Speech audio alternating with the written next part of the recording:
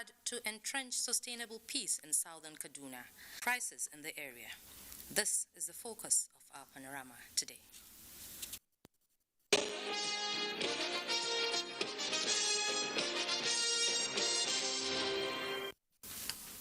More than 13 people lost their lives in a multiple motor accident along Dankandi, outskirts of Kaduna metropolis, as a result of head-on collision by two tankers.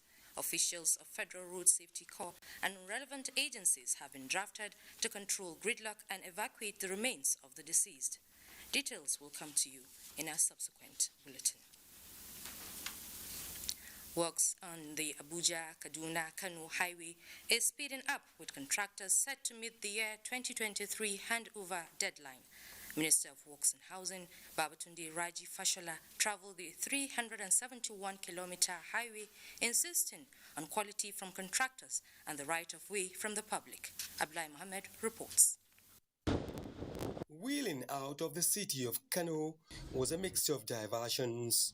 From a lane with men and machines laying out brand new roads to another completed with lay markings waiting for handing over. About 643 equipment deployed. This is the reality of the progress of work, as well as the value of its finished product. The Minister of Works and Housing has savored. To those who worry about the finish line, he says it's more of the quality than speed. The asphalt that is laid must be laid at a specific temperature. When they are laying asphalt, I think you should come. You will see that they insert thermometers there to ensure that the temperature is right. So we are not going to compromise all of that quality, otherwise the road will fail. And we have only 24 hours in one day to work. And we want to avoid accidents also. It's our target to finish the main carriageway before 2023, May 29. And we are doing our very best to, and the President is also involved in this because we meet with his Chief of Staff every month. And that speaks for itself. An environmentally friendly method of road construction with a world-class output. And what a way to cheer up the men whose blessed hands do the magic. On Kano, Kaduna, Abuja Highway, Abdullah Mohammed, NT News.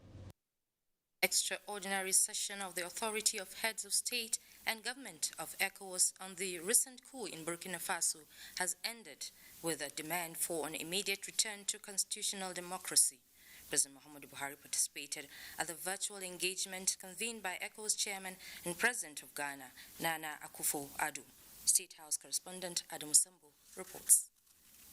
The military takeover of power in Burkina Faso on the 24th of this month was characterized by the arrest and detention of President Christian Kabore and other senior government officials, as well as the dissolution of the country's parliament.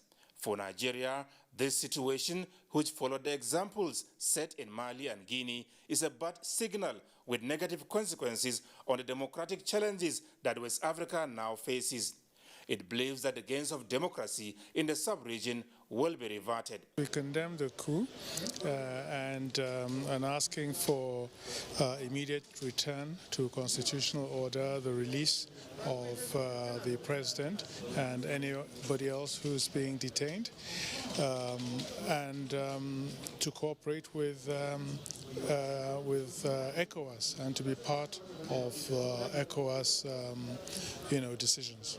At the closed-door engagement, President Muhammadu Buhari and other ECOWAS leaders took turns to critically analyze the situation in Burkina Faso and gave suggestions on the best way forward. ECOWAS, they admit, is at a very complex and dangerous crossroads, hence the need for effective collaboration, cooperation, and decisive steps by member states towards reversing the military action in Burkina Faso and paving the way for a return to constitutional democracy. That the chiefs of defense staffs of the ECOWAS member states should head tomorrow to Burkina Faso to assess the situation from a strategic, also military angle, and to be followed immediately by a visit of a team of ministers of foreign affairs of ECOWAS countries, again to assess the situation and then report to a meeting of the heads of states. What happens if those demands are not met? Well, that will now be for the summit meeting. To now, that's what I'm saying, take a definitive decision, because they would have had the benefit of the input of the chiefs of defense staffs, the benefit of the input of the ministers of foreign affairs who would have gone there, and then they would be in a position to now take an informed and definitive decision. The heads of state and government say they are determined to move ECOWAS away from the critical crossroads in favor of sustainable democracy, good governance, and development. From the State House, Adamu Sambo, NTA News. Muhammadu Buhari has given a pat on the back to the Ogun State Governor Dapo Abiodun for his tenacity of purpose and commitment to changing the face of the Gateway State, as well as enhancing the living standards of the people. This was while receiving a high-powered delegation from the state on a thank-you visit. Again, State House correspondent Adamu Sambo reports. President Muhammadu Buhari was in Ogun State a fortnight ago, during which several landmark and legacy projects in critical sectors of the economy were inaugurated. Given his impression shortly after, the president described Governor Dapo Abiodun as an example of promises made, promises kept. Your Excellency, well done. I am proud of what you have done for your state and your people. I am extremely excited. I am further motivated and encouraged to build on what we've done that Mr. President has seen, and we indeed will continue to ensure that that trust by the good people of the state is continuously justified. Governor Abiodun is therefore here in the State House with a high-powered delegation comprising former governor of the state, Segun Oshoba, and the chairman, State Council of Obas, Babatunde Ajayi, to say thank you to the president for his visit, which he described as monumental. He said the president demonstrated sincere love to the people and indeed the Gateway State, where he began his military career in the 60s. The governor speaks on the secrets behind the infrastructural revolution in the state by its administration. We are merely pursuing our vision to provide a focused and qualitative governance, whilst creating an enabling environment for a public-private sector partnership, which is fundamental to the economic growth of the state and individual prosperity. So by doing that, we are grown IGR. By December, we are done about 100 billion in Nigeria. That is the highest ever. During the visit, the Akarigbo of Remo Land, Oba Babatunde Ajayi, who is the chairman of the State Council of Obas, appreciated President Buhari for being part of history of Ogun State. From the State House, Adamu Sambo, NTA News. Nigerian Communications Commission, NCC, has again been informed of a new high-risk critical and short messaging service-based malware, Tanglebot, which infects Android mobile devices. A statement by the Director of Public Affairs, Dr. Ikechukwu Adinde, indicates that Tanglebot employs more or less similar tactics as the recently announced notorious Floodbot SMS Android malware that targets mobile devices, stressing that Tanglebot equally gains control of the device but in far more evasive manner than the Floodbot malware.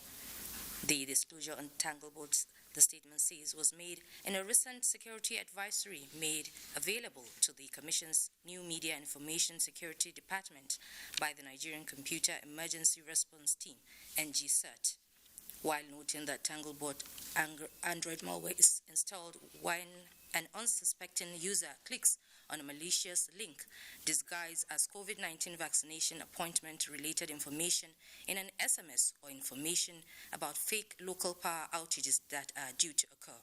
It reveals that the immediate consequences is that Tanglebot gains access to several different permissions when installed on a device, allowing it to eavesdrop on user communications. The malware then steals sensitive data stored on the device and monitors almost every user activity, including camera use, audio conversations, and location, among other things. Telecom consumers and other internet users are advised to refrain from opening uniform resource locators from unknown sources while using their mobile devices, and should never respond or send reply to messages or call back a phone number that is associated with the text that they are unaware of, the statement added. Federal Road Safety Corps says its attention has been drawn to a publication by a newspaper with the caption, Promotion Racket Rocks Road Safety, published on Friday, 28 January 2022, on its front page and online platform. This is a complete misrepresentation of facts in the Corps.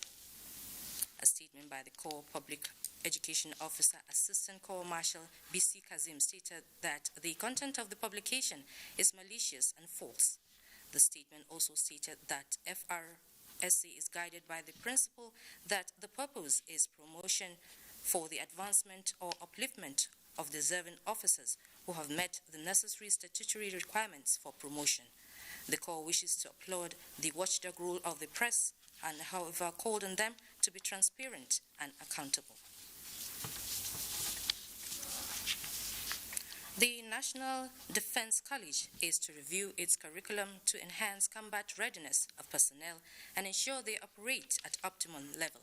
The commandant of the college, Rear Admiral Ntalive, stated this in Abuja at the college steering group retreat. Ismail Musa reports.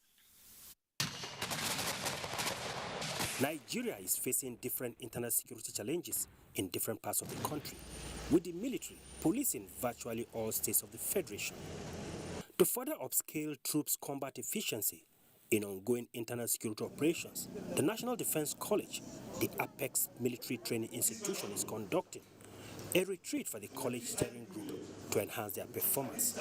It is important, therefore, that the college curriculum and programs be tweaked to reflect contemporary demands in knowledge and research as we meet global best practices in the issues of defense, security, and national development. We're also seeing the advent of artificial intelligence. To the commandant of the college, Rear Admiral Ntalive, besides appraising and re-evaluating its performances, it will also review the curriculum of the institution and inject new specified criteria. We want to introduce some capstone courses and exercises, not only for the participants. We want to also involve some personnel from the ministries, departments and agencies. There are also moves to award master's degree to participants after their 11 months intensive training at the institution. The maiden steering group retreat, which coincides with the 30th anniversary of the college, is aimed at further repositioning the college as a center of excellence. From the National Defense College in Abuja, Ismail Musa, NTA News. Chief of Army Staff Lieutenant General Farouk Yahya has reiterated the commitment of the Nigerian Armed Forces to end banditry in the northwest and other forms of security challenges bedeviling the country. General Farouk Yahya stated this while on an operational visit to Jigawa State as part of his ongoing tour of the zone.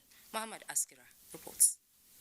22nd Chief of Army Staff Lieutenant General Farouk Yahya is visiting Jigawa State for the first time since his appointment in May last year.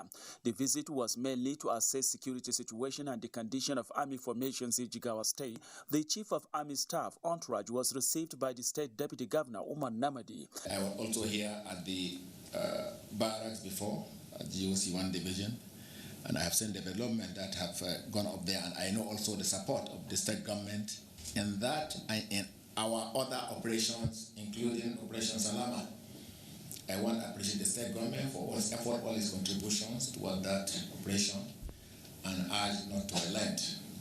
All the ward heads and the village heads and the district heads, they have been instructed, clear instructions is given to them that if you have any stranger in the community which is known, he should be watched, and his activities should also be watched.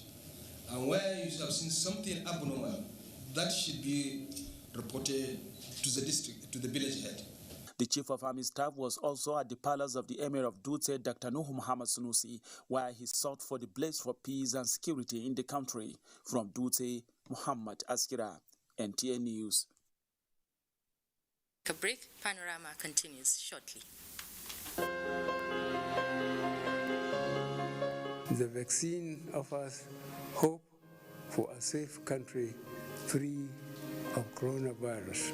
I urge all state governments traditional and religious leaders to take the lead in the mobilization effort within their environment and spheres of influence. I similarly urge all eligible Nigerians to present themselves and be vaccinated in accordance with the order of priority already mapped out at the various authorized designated centers only.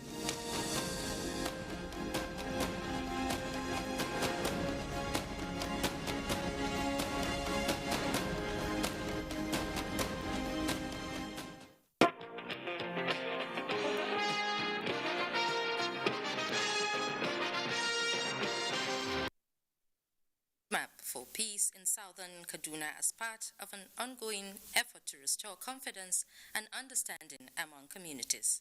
Haruna Mohammed reports that government is consistent in bringing warring communities together on a mutual platform.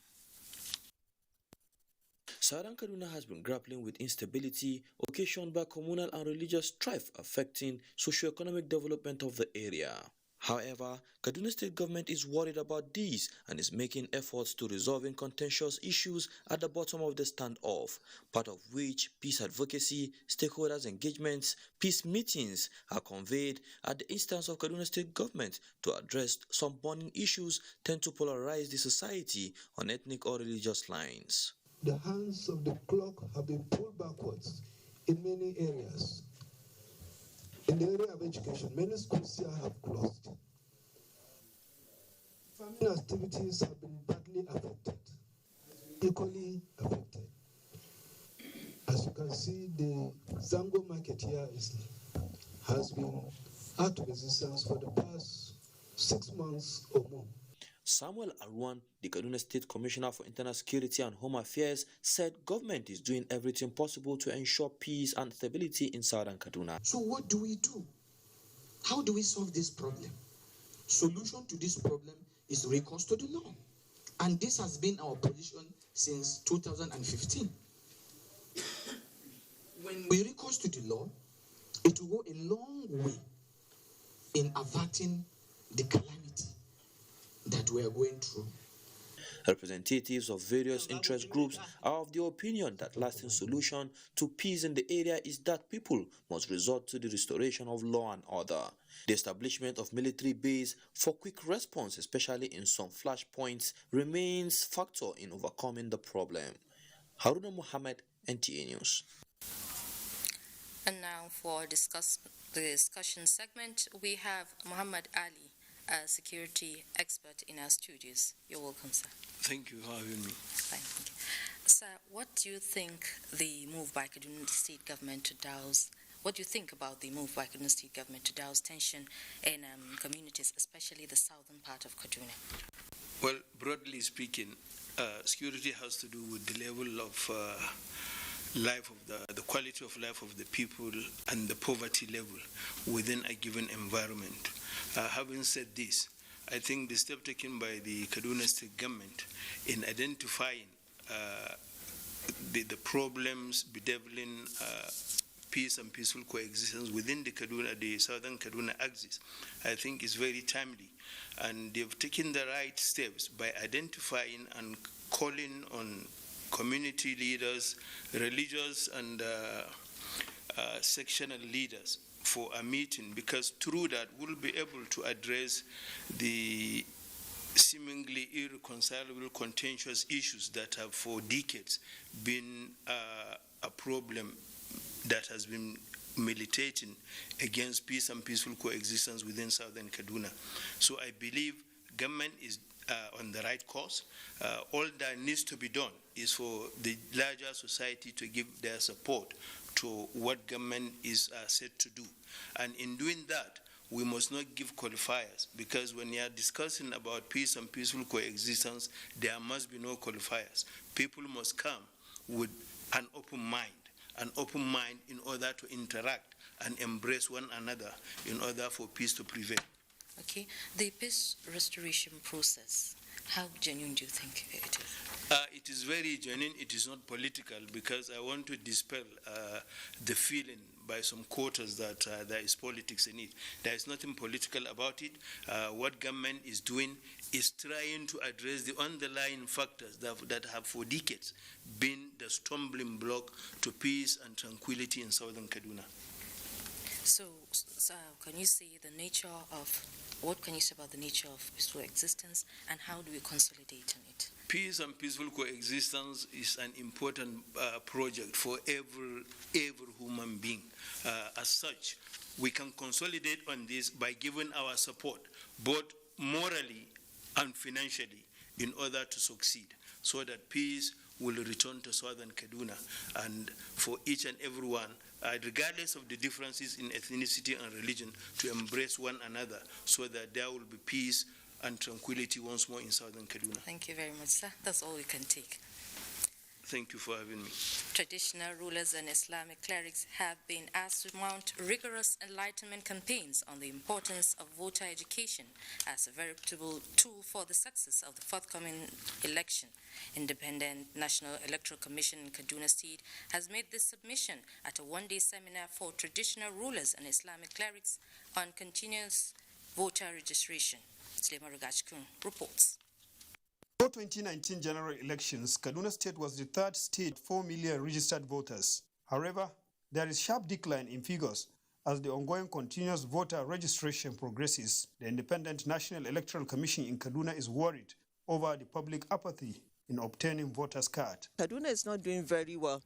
To remedy the situation, a number of strategies have been adopted by the Commission, among them engaging critical stakeholders to draw their attention on the problem. We felt that we have to engage all the stakeholders and inform them and sensitize them. Addressing this concern is what the assemblage of traditional institutions and ulamas are discussing with a view to finding amicable resolution. So we are urging our people, to keep sentiments and disgruntlement aside and come and register and invite others that are not aware.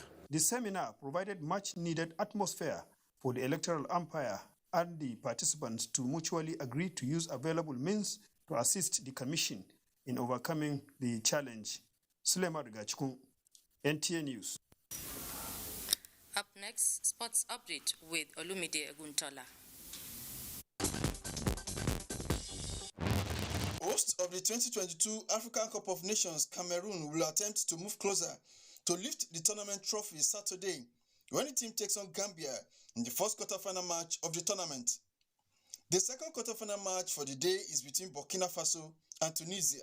Back home in Nigeria, Enyimba Football Club of Aba will also try to consolidate its fourth position on the log with a week 9 encounter with Katsina United Saturday. Sunshine Stars is up against the Lobby Stars, while Aslan takes on Kano Pillars.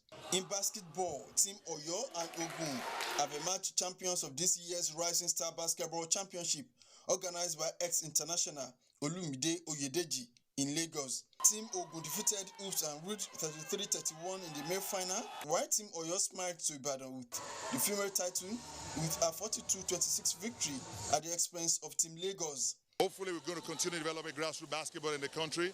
We're going to go back to the basic, go back to the root. This is where I made, this is where I was made. This is how I started, and I'm always excited to giving back. And I want to see more of this. I want to see more and more Lumide coming. I believe we have it. I believe the generation next is now. We continue to do what we're doing because the future is now. In another news, Colonel Lampupu, Commander, Signals Operation Command, Nigerian Army Headquarters, Maritu, Lagos State, was among other dignitaries that were honored for their immense contributions to grassroots sports development at an award ceremony held in Lagos.